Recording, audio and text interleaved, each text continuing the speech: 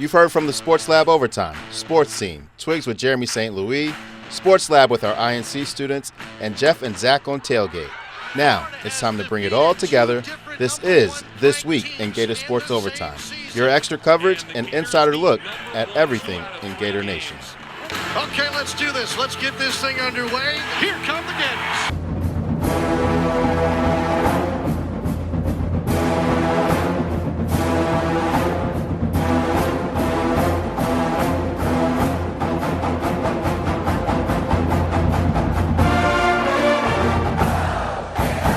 Kicking off Twigs OT with our Gators football beat team coming off of last Saturday's loss against Georgia, but it was a close one. Guys, I thought I was right. I was the only one that picked Florida to win, and I was looking forward to coming on this week and giving you guys a hard time, but you guys were both right. Gators lose 24-20. Tori Kitchens was at the game for WRUF in Jacksonville. Let's start with you, Tori. What were your takeaways from last Saturday's loss? You know, I wasn't mad about it at all. I had predicted a 10-point loss for Florida, so I thought it would have been even worse than that. So I was not even a little upset with 24-20.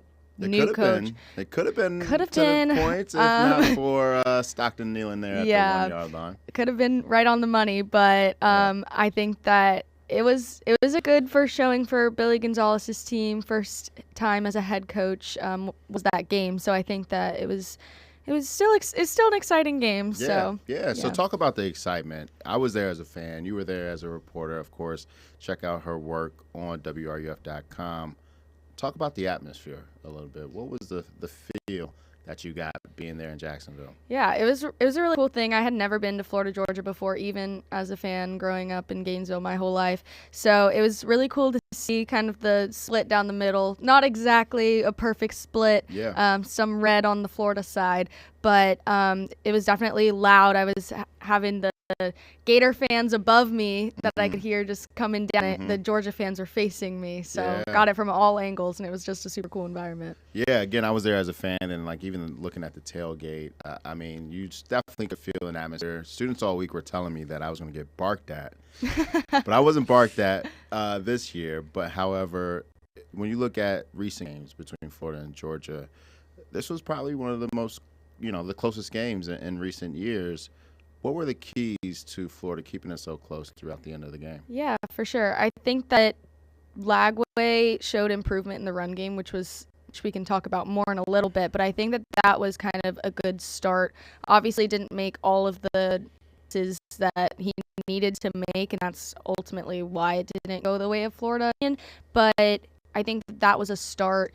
More ambitious on calling as well, which was also something that Gator Nation has been begging for all year. Yeah, so, absolutely. I think that it was definitely a good effort for sure. Absolutely. Now switching gears to Nick. Nick had a busy day. Started with the LSAT, so let's wish Nick some luck here. That he only has to take it once, and then of course covering football, but also Gators football as well. And so curious in what your thoughts and takeaways were from the 24-20 loss against Georgia. Yeah, I was with you. Thought the Gators had a chance, and they did, but I think it goes back to similar stories that we saw even with Billy Napier. I know I'd see some changes when you look, like it kind of passed the eye test in terms of changes, but I wasn't completely impressed with the offense still. I think last week, I had said I think it was going to be a make-or-break game for Lagway. It was one of those games where you kind of get a new system, you kind of figure out whether maybe he was a lot more blame should have been placed on him for the first half of the season. I think we learned that maybe it should have. Watching the game on TV, the announcers the whole game were just shocked about how horrible his footwork was, the way he could never set his feet to throw the ball. Yeah. And I think that really showed negatively in the game. I think even in that controversial no catch, I think that was not a great throw, and it could have easily been probably even a touchdown if he just set his feet and was able to guide Sturdivant a little bit. That happened on multiple occasions throughout the game. It wasn't even just that throw. So that was one of the worrying things about this Georgia game. Shane Matthews actually was interviewed for Gator Game Day a few weeks ago, and he was asked about Lagway's mechanics, and he said it's something that you can't really fix during the season. It's something that they do in the off season, and obviously Lagway didn't have an off season, and it's showing. Right, absolutely. Now, let's talk about the catch a little bit more. You touched on it, and obviously that is the topic of conversation, at least in Gator Nation. I'm going to ask you, was it a catch, yes or no? I think it was a catch. Yeah. I haven't seen an angle yet that has definitively told me it wasn't a catch. People are saying, "Oh, the turf was coming off the ground." I mean, he's sliding. Well, obviously the turf is going to come off the ground, so I don't see that argument as valid. But I don't know. From the replay that I saw, it looked like it bounced off his arm like that and then went up into his chest. But I understand that maybe it couldn't be overturned because it wasn't super clear. Mm-hmm. But I think it was a catch. I'm with you, Nick. I absolutely think it was a catch. And, again, I think the other part that you mentioned as well, if Lagway sets his feet, that's a touchdown, easily a touchdown, and the Gators have a chance at the upset. I'll toss that same question over to Tori. Tori, was it a catch, yes or no? You were in the stadium. Yeah, so the first look, when it happened live, I thought it bounced off the ground, 100%. Yeah. But then the replays, they all showed, it all looked like a catch, and everyone in the press box thought it was a catch. But a lot of people are also saying that one angle from the front, they showed it one time and never again. Right. And it's all over social media right now, that angle. They're not slowing it down enough for me to say that it did bounce. Yeah. It does look like it, but Georgia fans are also using that video to be like, how can you say this isn't a catch? You still can't tell from that video. Yeah. I think it is a catch from all of the other angles.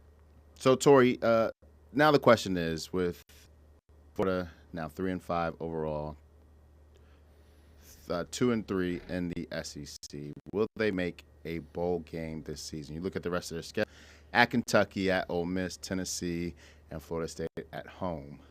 Will they make a bowl? See, I've been going back and forth on this, but I think that it's going to come down to Florida State at home.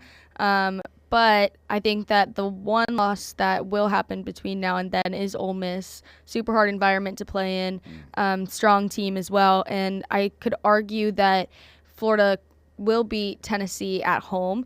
If it's anything like the atmosphere back 2 years ago when Tennessee came to Gainesville, that was probably the best college football environment I have ever been a part of. And if they're able to do that again, if Gator Nation's able to show up like that and help the Gators to a win, I think that they could potentially make a bowl game by beating Florida State the next week. Nick, your thoughts? Do the Gators make a bowl this season, or will the season end against Florida State? I think it'll end before Florida State. Oh, wow. But I don't know, just in a perfect world, I'm imagining this, like the Gator fan in me is thinking about last year, how Ole Miss came to the Swamp and we ruined their chances of going to the college football playoffs.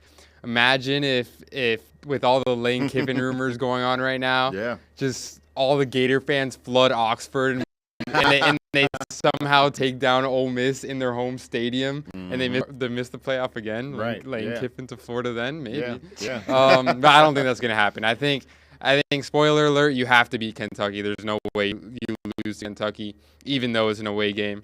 But then the problem there goes, you have to play a top 10 team, Mississippi State, or an Ole Miss. What am I talking about? Ole Miss. And then you got to play right after that Tennessee. And that Tennessee game, yes, that rivalry is amazing. I was at those games too, and the atmosphere is great. But I don't know if this Gator team is good enough. They can definitely sneak out a win, but I don't know if they're good enough to sneak a win in 3 of those last 4 games. And I think Tennessee will be that second game that the Gators lose, and then they'll come into the Florida State game. Just for pride, no one's playing for anything in that game except for pride. Exactly. Which is still both teams. Yeah, which still makes a good game. Oh, for sure. Looking forward to that one. Ben Hill Griffin Stadium at the end of the season. Now, Nick, you are writing the the keys to the game against Kentucky, previewing that game. Story will come out tomorrow, Friday. What are your keys? What are the keys for the Gators to get back in the win column? Yeah, I think one of the biggest ones. The defense has been great all season. I think they need to be able to force turnovers this game. Kentucky quarterback Cutter Boley, he is not very good. He turns the ball over a lot. He's up there with Lagway and interceptions in the SEC.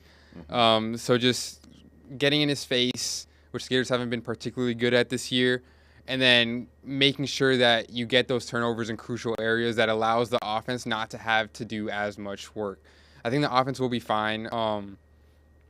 Kentucky's actually, in their last game against Auburn, where Freeze ended up getting fired, they only allowed 3 points. So, but I don't that good. Like, I think it's an interesting thing to look at because the week before they played Tennessee and they allowed 500 yards. Yeah. So I think they were just kind of going as a disgruntled Auburn team. Maybe they had some flashes, but I think if the defense can do anything in name, I think the offense should be able to do enough to keep the Wildcats at bay. All right. Your scouting report came out earlier today. Scouting Kentucky. Be sure to check it out on RUF.com. Hunter DeLaw's team had a story that came out yesterday, and it sort of looked at necessarily a typical SEC atmosphere in terms of the fans and how teams can kind of lull to sleep at Kroger Field. Do you think that could be the case for the Gators this weekend in Lexington, or do you think the Gators will be able to pull out a win? You know, I think the fact that it's a night game, it's going to be a pretty good atmosphere, I would like to think. Yeah. But, you know, I'm not so sure that the atmosphere is going to be that big of a factor for Florida, but rather for Kentucky. And so, because Florida's used to playing with noise, and so I don't think that it's really going to be that much of a factor there. Rather, it's going to be bad quarterbacks. They had basically identical stats this past weekend, and like Lagway threw 160 yards, Boley threw 161 yards. So they're basically going to be about the same. So it'll be interesting to see how they stack up against each other. For sure. All right, prediction time. Florida Gators favored by 4.5 points. On the road favorites. Tori, we'll start with you. The Gators pull this one out. I'm going to say Florida wins. You know, I never say that in here. You don't. This is the first time I think. I think this is the first time I picked Florida to win. Yeah. Sure, why not? I will say I don't think it's going to be super high scoring. I'll say 28 to 20. 28 to 20. I like it. The over-under is at 44 points and a half. So we'll see. Nice prediction. Nick, your turn. Bring us home. The Gators pull out a victory. Yeah, look, Kentucky and Florida are both basketball schools at this point. So I don't think it's going to be a very exciting game. I think maybe like a 23-13 win for Florida. Solid second game for Billy Gonzalez. Nothing crazy. Yeah. Offense still looks a little bit lacking, but it's enough to beat Kentucky. All right. You heard it from our Gators football beat reporters. That is Nick Abreu and Tori Kitchens joining us here on Twigs OT as they do every week, breaking down Gators football. So we'll see if we're talking about a win next week right here on next Thursday. So Tori, Nick, thank you. Yep. I'm Abigail Justice, and I'm here with Jamie. And we're playing This or That Gator Sports. Orange or blue? Blue. Florida baseball or Florida softball? Baseball. Gators defense or Gators offense? Defense. TJ Lagway or Tim Tebow? Tim Tebow. UF football or men's basketball? Men's basketball. SEC or any other conference? SEC. Gators home run or Gators touchdown? Touchdown.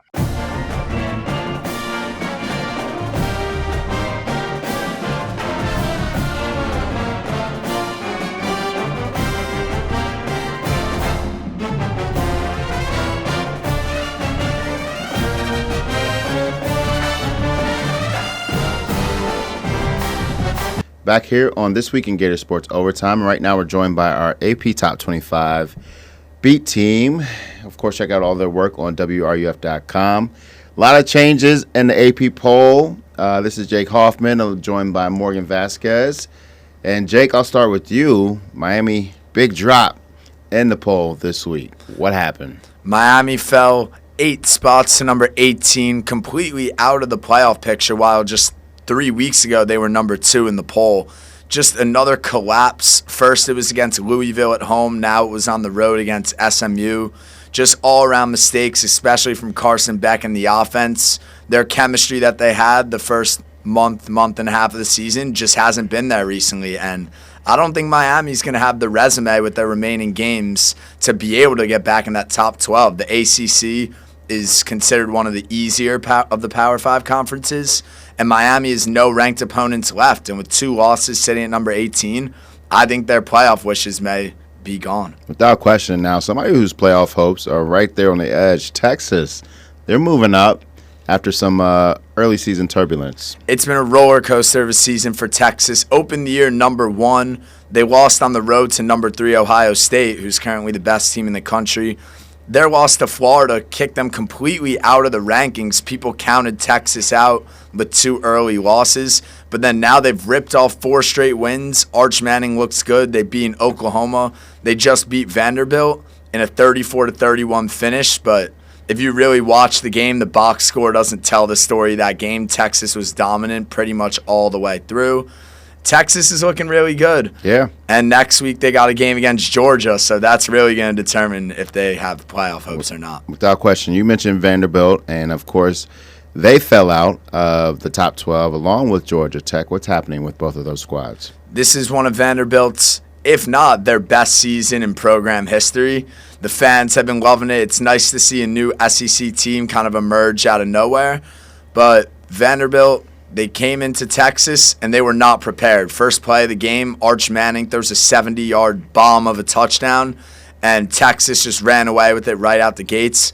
Vanderbilt definitely still has a chance to make the postseason. They still got some tough matchups on their schedule, but one more loss for Vanderbilt, and they won't be in that top 12 college football playoff. And as for Georgia Tech, on the road against NC State, the Wolfpack was too much for them to handle.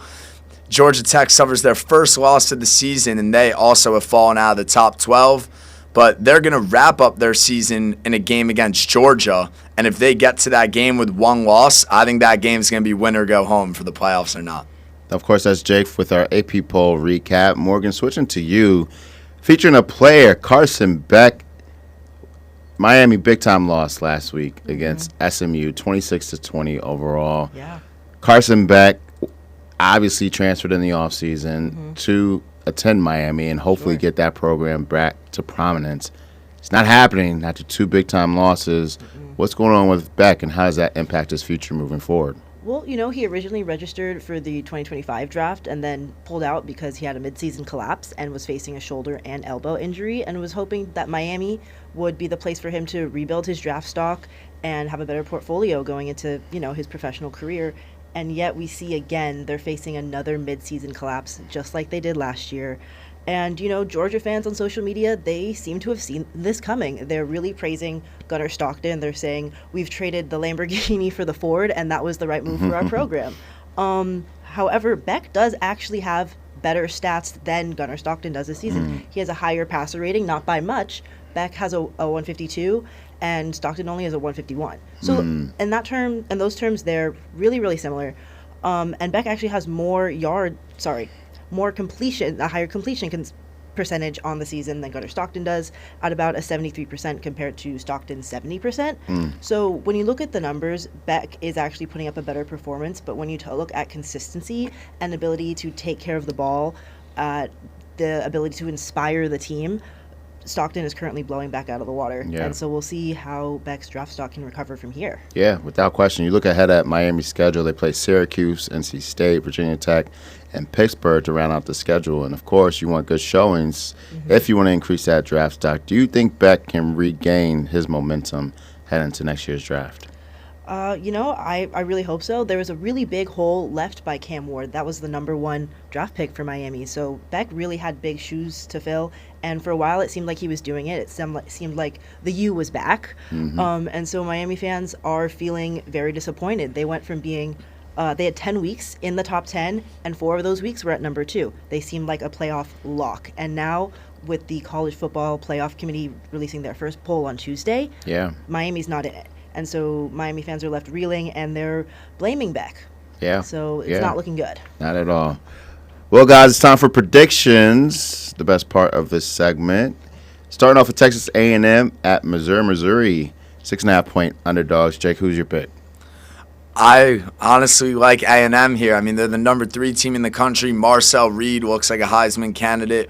Missouri had a stretch where they had won 15 straight games at home up until their loss to Alabama. But since that loss to Alabama, this Missouri team just has not looked the same. The offenses look very sloppy, especially in their loss to Vanderbilt. A&M has been trending upwards. Missouri's been trending down. All the momentum is on A&M's side, and I'm going to take A&M this week, and I think they'll cover the 6.5 points. All right, moving right along. BYU at Texas Tech. Texas Tech, 10.5-point favorites. Morgan, who you got? I'm going to have to go with Texas Tech. I mean, this is the game of the week for me. They're, #8 at #9. Yeah. It's going to be crazy. I do think whoever wins this game it has massive playoff implications because, they're towards the bottom of that playoff bracket. And I don't think either one will fall out entirely if they lose, but it will shift things around. Yeah. So I am going to go Texas Tech at home. All right, Jake. Got to talk about the Gators. Gators, 3.5-point road favorites this week in Kentucky. Who you got? Picking the Gators or the Wildcats? How am I not going to pick the Gators? I mean, last week the Gators looked pretty good against Georgia. From quarter 1 to quarter 4, the entirety of the game felt very similar to the matchup last year, where it felt like everything was going Florida's way, and then one thing happens, the very controversial catch. Did J. Michael Sturdivant catch it? I think so. Many people don't, but we can only move forward. Right. But no, I like the Gators this week. Kentucky's offense hasn't gotten it going all season. I love the play calling I saw from Billy Gonzalez. Lagway had way more play action. His legs were moving. He was getting mobile, and we know he could be a dual threat when he wants to be. Yeah. So I like the Gators on the road this week. All right, Morgan, take us home. Auburn at #15, Vanderbilt. Vanderbilt 6.5-point favorites. Yeah, I mean, Vanderbilt dropped a couple points after that. Dropped a couple spots in the rankings after that loss to Texas.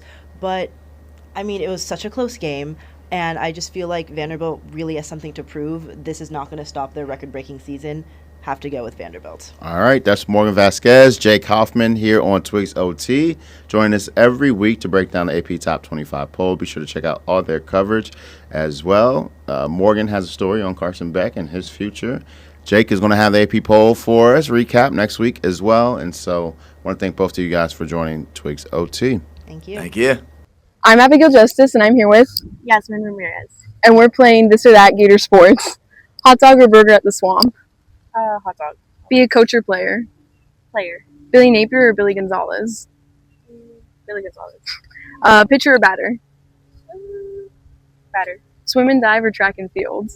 Track and field. Ben Hill Griffin Stadium or the O-Dome? Dodo.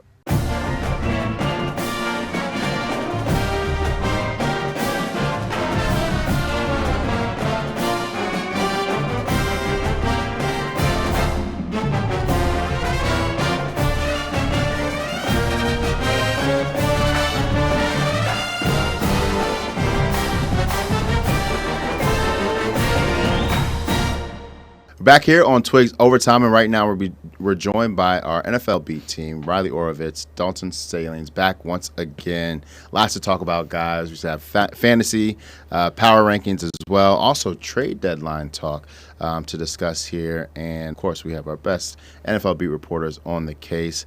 Riley, starting with you. The Dolphins lost last week. It was ugly against the Ravens, and they're dropping. Will this fall continue in the latest power rankings? Ugly might be a kind way of saying that, but I'll just say how it is. We can face it. Miami will be destroyed by Buffalo on Sunday. And as Dalton wrote in his power rankings this week, that the Dolphins are 29th now, and I expect them to either stay around there or drop even further. After Buffalo, the Dolphins go to Madrid to face the Jaden Daniel-less Commanders, so that could be, it's sort of a question mark in that game. But I don't know, man. The Dolphins it's rough. It's rough, and they just got rid of their GM as well. You had the story for WRUF.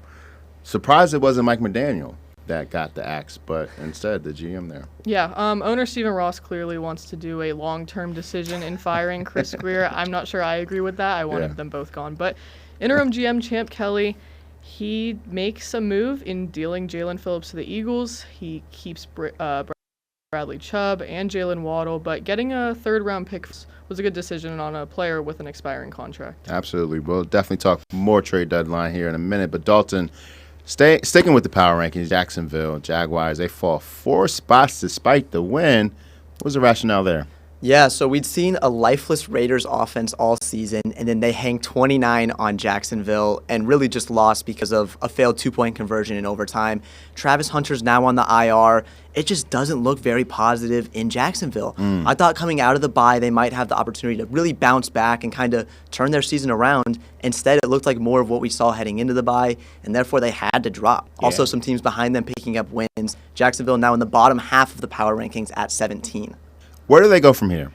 Ideally back up, but I don't know if that's going to happen.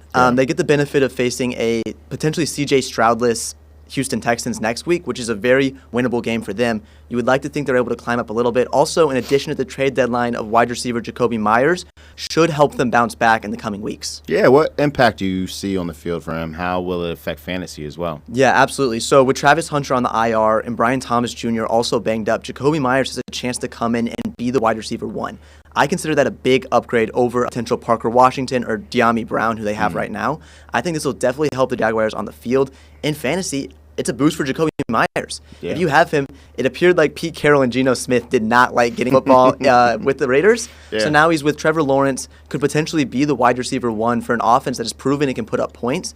I like it for fantasy, and I don't think it will hurt Brian Thomas Jr. or Travis Hunter that much because all three can be on the field at the same time, with Hunter playing out of the slot and Myers and Thomas both able to play out wide. All right, we'll see. You might want to start them in your fantasy this week. Switching teams here over to Miami. Riley, you mentioned Jalen Phillips getting traded to the Eagles. Did the Dolphins get enough value back?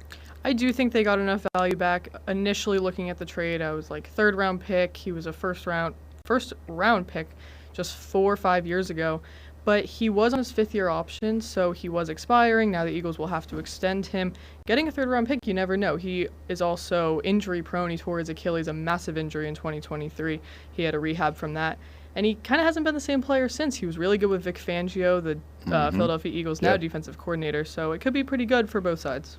Well, speaking of picks here, we got to move on to our picks. And Dalton has a big smile on his face. Dalton, why are you so happy today? Well, I'm so happy because, as I predicted, the Baltimore Ravens beat the brakes off of the Miami Dolphins, which means that we are now tied in our pick'ems. I told you all a few weeks ago I'd be back. Riley, he said he'll be back. He's back. You okay? You feeling the heat? Not really. I mean, he's back, but we're still tied. And after this week, we'll see. I think we have pretty similar picks. All right, let's get to them. Starting with you, Riley. Your picks for the Bucs game. The Bucs game, I think it's going to be a really competitive one. Just the fact solely that it's in Tampa Bay. I have Bucs winning 28-24. All right. Dalton, your pick. Yeah, I also have the Bucs winning. I have 29-24. Bucky Irving and Chris Godwin missed practice today, which does have me a potential to play. But also Patriots running back Ramondre Stevenson is in a similar mode of being questionable. I like the Buccaneers to pull out a close victory at home. All right. Miami gave us our pick about the Dolphins. So what's your pick over? I'm going to ride the hot streak of against the Dolphins and go Buffalo 40-14. Oh, wow. Jeez, Riley, what do you think about that? What's your score prediction? I have something similar, 34-10. Okay. I wouldn't be surprised if it's 40-14. The spread is -9.5 right now. I would take the points on that one. All right. Hot takes for the second half of the season. Riley, we'll stick with you. What's your hot take? My hot take is the Miami Dolphins will win a maximum of 2 more games this season. They have the Jets. They have the Saints. Okay. Both winnable games. Okay. They have a pretty tough schedule moving forward after that. Mm. And also, Jordan Brooks will lead the league in tackles once the season is complete. He's up there right now. He's in the 90s, leading all defensive players. So we'll see if he can continue his hot streak. A lot of faith in those Dolphins over there, Riley. It's unfortunate. Dawn, your hot take for the second half of the NFL season. Yeah, you can read all 32 of my hot takes on this week's Power Rankings. Yes. I'll give you a bonus one. I've talked about Jacoby Myers. I expect him to lead Jacksonville in receiving yards at the end of this season. Wow. He currently sits yards behind Brian Thomas Jr. Okay. Like I mentioned, Thomas Jr. is banged up a little bit. Yeah. I think Jacoby Myers can come in and really build a rapport with Trevor Lawrence. Trevor Lawrence has struggled with receivers dropping passes. Jacoby Myers doesn't drop passes. Okay. I believe he's had 2 drop passes in the last 3 seasons. So Lawrence is going to fall in love with this guy, and he's going to end up leading the Jaguars in receiving yards. Only 68 yards. Only 68 yards back. He could have can clipped make that him. He comeback. could have clipped him this season. He this absolutely week. could, and I think he holds on to it too. We'll have to wait and see. Of course, that was Dalton Salines and Riley Orvitz. Be sure to check out all their coverage on WRUF.com. They also have some nice features in the works as well, some interviews coming up. So we'll keep you posted there. But Riley and Dalton, I want to thank you for coming on. We'll see what happens with these picks. Riley, the score is even now. So we'll see what happens next week. We'll have more. Thank you guys for coming on. I'm Abigail Justice, and I'm here with Carolee. and we're playing This or That Gators Sports. Hot dog or burger at the Swamp? Hot dog. Be a coach or player? Player. Billy Napier or Billy Gonzalez? Billy Gonzalez. Pitcher or batter? Pitcher. Swim and dive or track and field? Track and field. Ben Hill Griffin Stadium or the O-Dome? Ben Hill Griffin.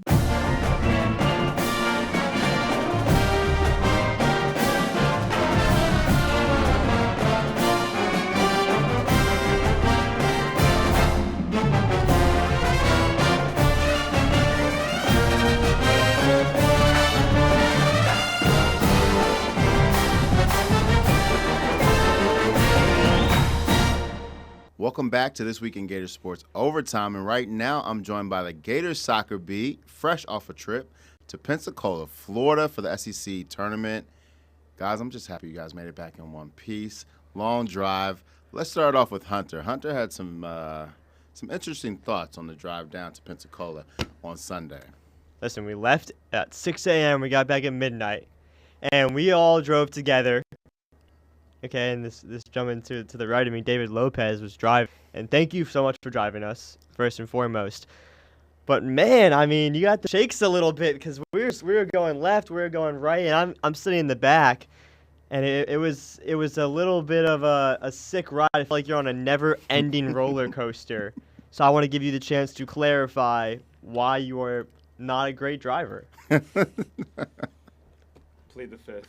Plead the fifth. All right. David's pleading the fifth. Of course, this is David Lopez, joined by Macy Meese as well, and then Hunter Zabarski here on Twigs OT. That's right. We have the whole team with us on this week's edition. Of course, it was a big game.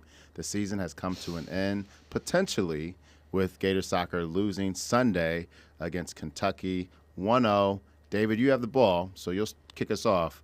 What went wrong for the Gators on Sunday? Just the kind of way that the sport as a whole works, when you get into these single elimination games, which most soccer postseasons are, teams are already playing defensive from the first minute. And so when Kentucky, who is a very good attacking team and usually controls possession, they're going to have early shots. Almost instantly, the Gators' back line faltered, left some space in behind, and had a wide open net. So Kentucky went up 1-0 in the 11th minute. And from there, you kind of know what's going to happen in the sport of soccer. You're going to have 9 defenders practically for the entire game. If you're Kentucky, you're not going to give up that lead. And especially when you're fighting for a postseason spot, fighting for an NCAA tournament spot, Kentucky was not going to give them any space. The Gators played a decent game. I think Bohan herself said it. They could have won that game based on possession. The Gators won the possession battle. They had more shots. They had more corners.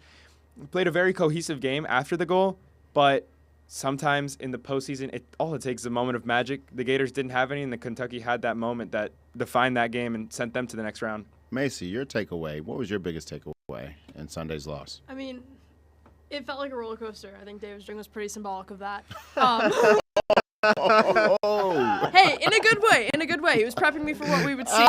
But I will say, like, I think that there were a lot of chances that, the soccer team could have taken. I mean, just when in terms of like aggression and things like that, because I feel like I saw players at times, like I was on the sidelines the whole time, I felt like you could just see in their faces already they had like quit by the time the first half was ending. And I think that, you know, they weren't obviously given a lot of chances. Like 0 shots on goal was kind of crazy, especially in an SEC tournament. But like David said, Kentucky was playing a lot of defense, so it was just hard. And I will say, like, talking about defense, Paloma Pena, she did not back down. I think she was the epitome of the Gators won't back down. It was hard. It was rough, but I will say the Gators had a roller coaster of a season.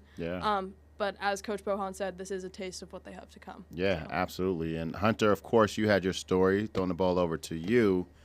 The story about recruiting in terms of this being a taste of what's to come.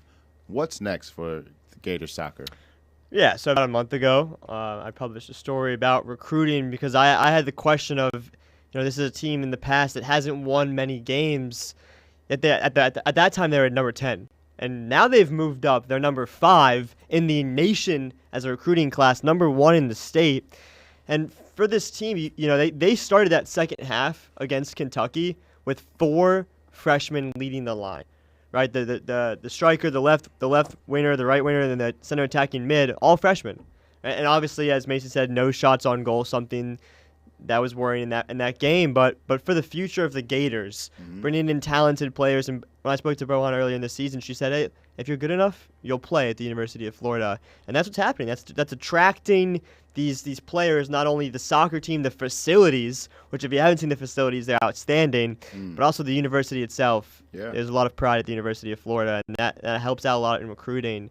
And there's a lot of good to come. Such a young team, actually. The other 2 young teams in the SEC, they both didn't make the tournament. So that's a little up for the Gators. So I was going to say, I mean, to that point, when you look at the season overall, did this team underachieve, overachieve, or are they right on the mark as to, in the 4th year under Bohan, right where they need to be in this SEC? Bohan talked about it's hard to build a program nowadays, especially with NIL. So I think they're right there where they're supposed to be. But now as the years goes on, the pressure is going to build, the pressure is going to mount. If the recruiting classes are good, that means you need results, right? And so I think at the moment, 4 years in, you're in an okay spot. It depends on these next couple of years and how good of a job. There has to be growth. Every year there needs to be growth. And so far there's been that. Obviously, start at the bottom, so it's not hard to grow. But you got to keep watering the plant. Yeah, without question. Now, David, I know we talked about, you know, we're talking about this season being over. But there's a slight chance that the Gators season continues. Break that down for us. So, of course, the NCAA tournament, just like basketball, it's a 64-team field. That being said, the Gators are right on the cusp of that 64-team range. They're at 61, I believe, right now, after the loss to Kentucky. So that leaves them definitely in the possibility for an at-large bid. The problem is you're playing against teams that are boosting their rankings, winning their conference tournaments. As we know, the ACC, Big 12, Big 10 are all in their conference tournaments. So there's a lot of teams that are going to be sneaking up those rankings. And if the Gators fall out of the 64, the chances of getting an at-large bid are very tough. 29 teams seal a bid from their conference tournaments, and that leaves 35 at-large bids. If the Gators are one of those, they'll be a very low seed. They'd be one of the last teams in. But it's definitely a possibility. If that happens, the Gator players, maybe they were kind of checked out, thought their season was over, but they might have to pack their bags one more time. And it would definitely be interesting to see because we know there's a team that can compete against the best of the best in the SEC. So going in the NCAA tournament, playing some of the best of the Big 12, Big 10, ACC, could be very interesting if it does happen, but it is a very small chance right now. Now, Macy, we talked about the game itself earlier, but let's talk about the season as a whole. You talk about a young team, Bohan being in her 4th year as well, and it ended in the first round of the SEC tournament. What are some of your biggest takeaways from the Gators' 2025 soccer season? I mean, honestly, like, of course it's upsetting. You just want to keep winning. You want to keep going. You want to be the person at the top. But for this program, I honestly think this season and kind of like almost like this ending point was a good thing for them. It's like baby steps, like a wake-up call. And I think, you know, kind of just going from 0 to 100, it's a hard thing to do, especially when you're building a program with such a young team. I feel like this, as Bohan said, was a taste of what's to come. And now it gives them room to grow. They know that they have places to improve on because from here, to me, I think it's only up from here, like a top 5 recruiting class going into next year. And like Hunter said, it's about execution at this point. Yeah. And I think that, with that drive, if they continue to make that connection, not just with the ball, but with each other, I think there really is a lot to come next season. Awesome. And you're coming back next season. Coming back next season. That's the hope for All sure. right. David and Hunter are graduating in the spring. Hunter has one more point before we wrap up here. Yeah, on if the Twigs Gators make the tournament, I think it's in the Midwest. Can we fly? Can we agree no more road trips and we just fly? Well, Hunter, you are a pilot, aren't you? Yeah. So, okay. guys, Hunter Zabarski will be flying us. Well, make sure I have a seat on that plane, all right? I would love to join you guys. Guys, great work all season long. Your coverage has been excellent, on point week to week, and capturing the Gators 2025 soccer season. Be sure to check out all their work on WRUF.com. They will post a season in review on Friday and also some other feature stories, too, to round out the month. So be sure to check out all their work. That was Hunter, David, and Macy. Thanks so much for joining Twigs OT. Thank you. I'm Abigail Justice, and I'm here with Jonathan Pitchford. and we're playing This or That Gators Sports. Hot dog or burger at the Swamp? Burger. Be a coach or player? Player. Billy Napier or Billy Gonzalez? Gonzalez. Pitcher or batter? Batter. Swim and dive or track and field? Track and field. Ben Hill Griffin Stadium or the O-Dome? Ben Hooker.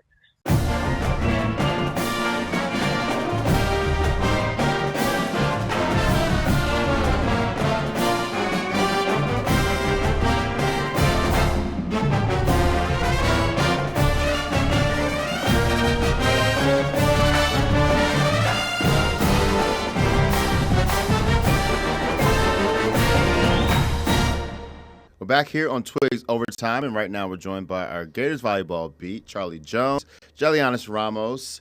They're here to talk Gators volleyball after covering the team all week long. Of course, return. Be sure to check out all their work on WRUF.com. And Charlie and Jelianis, here we are again with the Gators outside of the ABCA Top 25 poll. How did we get here? Charlie, starting with you.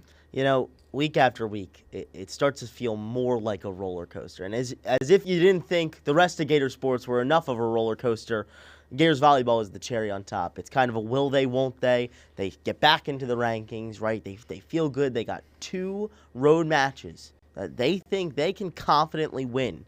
Georgia, South Carolina. They go into Georgia. They sweep them. They go into South Carolina. And they got knocked back a bit, and I think they maybe were taking South Carolina a little bit too lightly. You can't overlook any of these SEC teams. That leads to the 1-1 split on the weekend, and that pushes you back top 25. They're just on the cusp every single week, whether it's on the inside or the outside. And it's just tough for them because it seems like every time you go 1 step forward, it's 2 steps backward, and then you're right back at square one where we were after, the LSU loss that really kind of started to make things go gradually down more and more. So now with 2 big matches ahead, the key will be trying to find a split there. Yeah, for sure, Jelianis. Let's go a little bit deeper over those last 2 games before we look ahead to Friday's matchup against Texas. What went wrong for the Gators against South Carolina? Yeah, I think the biggest thing was just self-inflicting errors, and I think I've mentioned this before in our article writing and even in the podcast before. It's just they hurt themselves. And when you're hurting yourself as a team, that's the biggest weakness you can have. And I think, when we look into this poll, analyzing will they be in the top 25 or not, I think that's the biggest key as to why they fell off. Obviously, they had a dominating win against Georgia, which I thought was huge. You get the sweep, you show how dominant you are, but then you have a season-high 15 service errors against South Carolina. That sucks. That's just not good. It's not good for your momentum, and that shows not only that it's not just about the competition, not saying that South Carolina doesn't have a good team, but it's just showing that you as a team are not able to put together put a full game together. And so when people are looking at that and looking ahead into the games that you have against Texas and Texas A&M and even further into the tournament, that's gonna hurt you. That's gonna hurt you. Without question. Now, Charlie, Ryan Tice joined WRUF on Tuesday night. You were there to cover it. What did he have to say about the Gators' performance over the past 2 games? You know, it was nice as well because outside hitter Kira Hudson was also in studio, and both of them talked a lot about how, you know, this team's faced adversity all season, and there's no question behind that. What they need to do is focus, and sometimes it feels like because it's a younger team, Ryan just mentioned, sometimes key moments, the focus starts to wane. So in big moments, especially heading down the stretch, right, now we're in the thick of it. 3 SEC matches left before SEC tournament, and then hopefully eventually the NCAA tournament. You have to be the most focused you've been all season. And you saw them lose focus in South Carolina, right, with all those service errors in a category where they had recently just improved on, right? Some of these matches, you're seeing that elite 1-to-1 to error ratio. Some of them a little bit less, but still a ton of aces. When you lose that component and the errors start to creep up, that's when you're going to start to lose matches. It doesn't matter who it's against. Yeah. When you cause the errors, when you lose those free points, that's that focus waning. So they need to just stay a little bit more dialed in on what they can do, not ways on the other side of the net. Absolutely. Well, on that other side of the net, it's going to be Texas and Texas A&M. Giannis. Charlie talks about focus and how the Gators need to be focused moving forward, and Tice spoke about that Tuesday. Texas is the number 2 team in the country. Texas A&M, the number 9 team in the country. Your thoughts and predictions heading into this weekend's matches?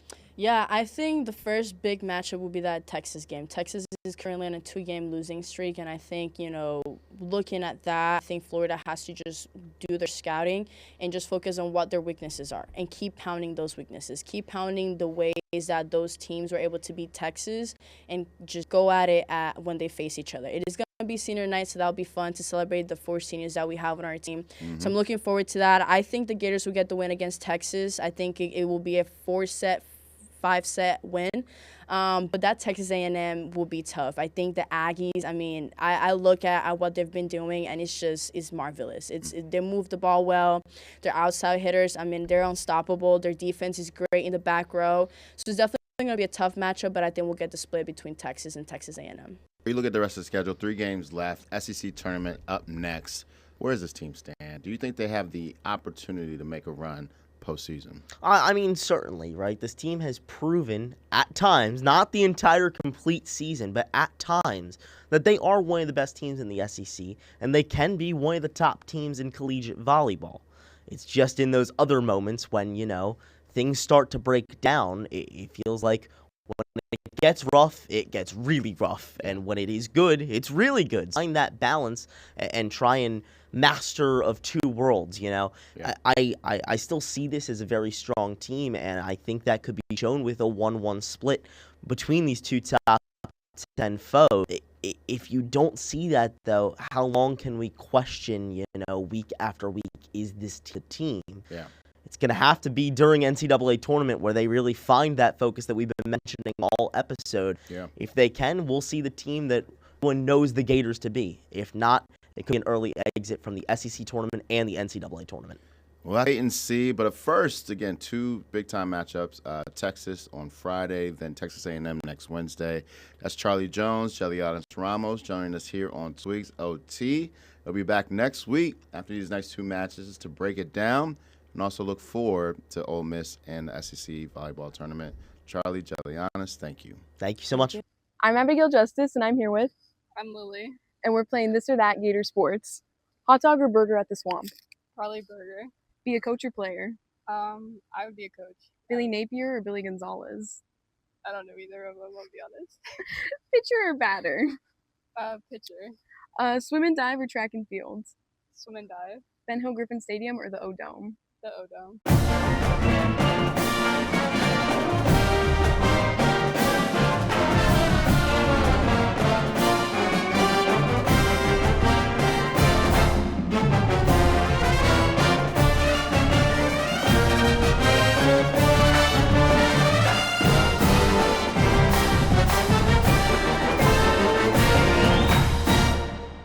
Back here on Twigs Overtime, and right now we're joined by our men's basketball beat reporter for the Gators and WRUF.com, Jesse Bratman, joins us every week, and you heard him earlier on This Week in Gators Sports with Jeremy St. Louis as well. So double duty as the season kicks off for our men's basketball program and also our women's basketball program. And Jesse, I'll be honest, I thought we'd be talking about a win today. Instead, the Gators are 0-1 after their opening loss against the Arizona Wildcats, 93-87 in that Hall of Fame series in Las Vegas. We didn't send you to Vegas. Why not? Come on. No. But we want to make sure that you stayed here for tonight's game against Northern Florida. It's going to be a big one tonight, but before we get to that game, I want to recap what happened and what went wrong for the Gators against the Wildcats. Yeah, the start of the first half, the Gators looked like a national championship team, like they resumed what they did last year, up 32-20. Xavier Lee and Boogie Flan, the new transfer guards, they had a great pick and pop action with Alex Condon and Thomas Houck on the wing. Xavier Lee especially really impressed me with his playmaking early on, scored the first 5 points of the game, had a step back free to start off the game, and then had a crazy reverse layup to make it 5-0. And the wheels just quickly came off the bus. There was no question about it. Arizona out-physicaled, outmanned the Florida Gators, which you really don't expect to hear that, since Florida's identity is its offensive rebound, it's its grit, it's its toughness, and Florida got out-rebounded 41-39, which was my biggest red flag from the game. A much longer and taller Florida team should never be getting out-rebounded, especially by Arizona, who starts three guards, and Braden Berry's at the three, who's 6'4". The Gators starting three, Thomas Houck, is 6'9", so we have the Gators have 5 inches of height, and they still got out-rebounded, which was kind of concerning. And I can't express enough how good Koa Pete is at college basketball. We talked about it last week, right? I mean, we know that the talent is there, but the execution to have 30 points, 5 rebounds, 5 assists, the first Arizona freshman to have 25, 5, and 5 in history. That Arizona program has championships. That is a no joke of a program, and to be the first freshman to do that, especially at 18 years old. It's hard for me to imagine that he's not a top 5 pick in this NBA draft. It's harder for me to imagine a better freshman. I know you have your Darren Petersons, your Cam Boozers, your AJ DeBonsas, but Koa Pete showed out. And what really concerned me is he did all of this being guarded by an AP All-American player in Alex Condon. And Koa Pete was getting to his spots. He was getting literally any shot he wanted, using his body to create space off of Condon, dropping 30 points. And I'm not going to sugarcoat it. Alex Condon and Ruben Chinyulu, our starting front court, played a really bad game. Our starting center, Ruben Chinyulu, only had 1 rebound and 4 points, which is inexcusable for our starting center to have 1 rebound. And Alex Condon, defensively, he fouled out with 4 minutes in the game. You can't have our best player fouling out like that. And Koa Pete just gave him a really hard time. He was hacking on defense. He was getting moved. Koa was in and out of the paint, shooting threes. He was getting whatever he wanted on Condon. So, the wheels came off the bus defensively late in that first half, and Arizona just kept rolling. It really felt like Arizona's game right from that 32-20 Florida lead. When they cut that, made some defensive adjustments, pressuring Florida guards, it really felt like a different game, and the Gators really never responded. Yeah, and the crazy part about it is the Gators still had a chance to win there. And you had a story that came out last night in terms of who's going to take that last shot, who's going to be the clutch playmaker. And when the Gators needed a bucket, they just couldn't get it. Yeah. They couldn't get it, and so let's answer that question right here, Jesse. Yeah. Who will take that big shot for the Gators moving forward? Right now, for me, it has to be Thomas Houck. He played he was the silver lining of this game. 27 points, a career high in his first start at the small forward. He's gonna have to take those big shots.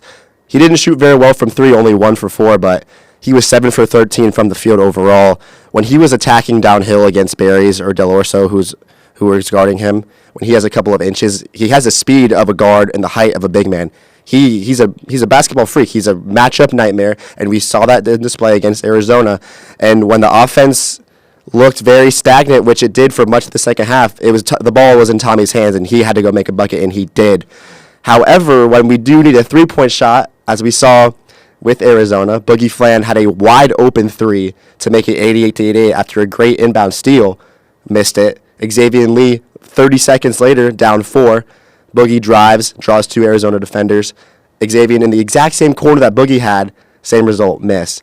So that is my biggest concern with this Florida team. You don't have your Walter Clayton Jr., obviously, such a luxury the performance that he put on game after game in that national championship run, hitting huge shot after huge shot. When Walter Clayton Jr. had the ball in clutch time, you almost knew the ball was going in. And this team just doesn't have that guy. And I really was not impressed with Boogie or Xavier offensively. Xavier Lee shot 17 times and only had 14 points to show for it. Only 5 for 17 from the field. 3 for 11 from 3. 3 for 11 from 3. It feels a lot to me like we're chucking, or the Gators are chucking. The Gators are forcing up shots.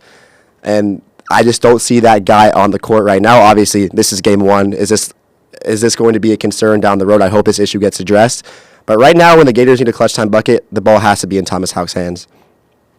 You talk about down the road, and like you, Jesse, trying not to overreact. It's the first game of the season, playing one of the top teams in the country in Arizona. You're in Vegas, away from home. So there are a lot of factors there that could have played into this opening season loss.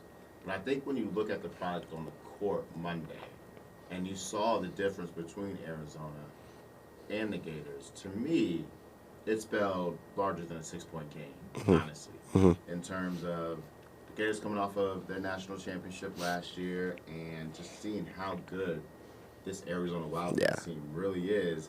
Of course, you have some other powerhouses coming up in the Gators schedule. My question for you, should Gators fans be concerned? I don't think Gators fans should be concerned. The season is way too young. This team is far too talented to be concerned. What I will say is Arizona is not the number 13 team in the country. Let's just set that straight. Koa Pete is going to be a top 5 pick in the NBA draft, and Jaden Bradley, who had 27 points himself, and he had some acrobatic layups that every single time. He was finishing over a 7-1 Micah Handglot like it was nothing. Jaden Bradley played an outstanding game. Koa Pete, obviously, 30 points. This is a very good Arizona team. And Todd Golden kind of alluded this yesterday in his media availability. Getting punched in the mouth, some adversity right away, probably going to be good for this team, especially coming off a national championship run where they won 12 games in a row. They won the SEC championship. They won 12 games in a row.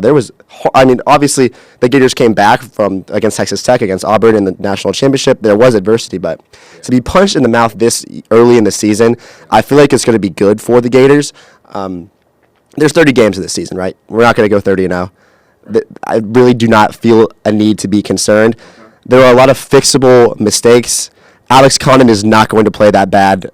I think he's going to take this, the reactions from the public on his performance, especially as an APL American. I think he's going to take that personally. I really think we're going to see a lot more from him. He's a very talented basketball. Ruben Chinyulu as well. He's not going to have 4 points and 1 rebound against these teams like UConn and Duke. And the Gators are going to shoot 20 of 30 from the free throw line. Yeah, as well. 10 easy points. 10 easy points. Shot 26% from 3. Shooting below 30% from 3, shooting below 33% from 3 against a team like Arizona, you're just never going to win if you can't put the ball in the basket at the end of the day. And a lot of credit to Arizona's defense. They really, especially when Urban Klapzar was in the game, when Boogie Fland was out, so Xavier had to run the offense, the Gators looked really lost, and Todd alluded to that too. So big credit to the Arizona bigs for when they tried to do that pick and pop action with Condon and Houck on the pick and roll. Arizona would just send 2 bigs on a 6'1" Klapzar, a 6'2" Xavier Lee, and when you have 2, 6'8", 6'9" players like Koa Pete and Toby Awaka, and your vision, they couldn't see where to go with the ball. So a lot of credit to Arizona's defense, but I don't think there is a need to overreact. This team is still a top 10 team in the country, and this is definitely a bounce back point. And Todd Golden is an exceptional coach. He saw the mistakes, and I really think there's going to be some correctable errors coming against UConn and Duke in this past coming month. I feel a little bit better. Appreciate Don't worry. That. Let's turn gears to tonight's game. North Florida should be an easy Gators victory, but it's at home. At home. First Home game opener. At home since the national championship as well. You were at Todd Golden's availability yesterday. What did he say about tonight's matchup and why it's so important? Yeah, UNF is a very new team. A lot of transfers, a lot of D2, a lot of freshmen. And what Todd Golden said is they want to spread you out. They want to shoot threes, which kind of is at a disadvantage to Florida, who is so long and, plays in the post. So it's kind of like, it's kind of like a fire and ice type of matchup to me. Florida, very physically imposing down low, prides itself on second chance points, on offensive rebounds. Yes, do they shoot a lot of threes? Yes, but Arizona plays 5 wide. So expect to see a lot of smaller lineups. I really wouldn't be shocked to see one of the Brown brothers come into this game. Didn't really play against Arizona. Todd kind of stuck to that 8-man rotation, but the Gators probably aren't going to have, Micah, Tommy, and Conan on the floor. That's just too much height for UNF, who plays almost 4 guards, 1 big, and they all play 5 out. So a very interesting matchup. I think this is going to be a blowout. Florida is a lot more talented than this UNF team. Obviously, home opener. What I really am excited to see is they're doing the national championship banner unveiling tonight. The Yodome's going to be packed. They're giving away replica rings. First 2,000 Gator students that get in. The Odo is going to be jumping. I'm excited to see it, but I think this is more of a look-ahead game to UConn. UConn matches up very well against us, and I think these UNFs, your Mercers, kind of just get more game ready for the Florida Gators. This one should be a blowout. Without question. And of course, you'll have coverage on the game. You'll be at the game covering it for WRUF. Be sure to check out his recap on WRUF.com. That was Jesse Bratman, our Gators men's basketball beat reporter. He'll have coverage not only for tonight's game, but all season long. Heading into next spring, the beats are out for next spring, and Jesse will be the lead Gators men's basketball reporter for us. We're back. Let's back. go. We're I'm back. excited. We'll see if the Gators are back in that national We'll championship next year. Jesse, thank you so much for joining us on Twigs OT. Always a pleasure. Thank you.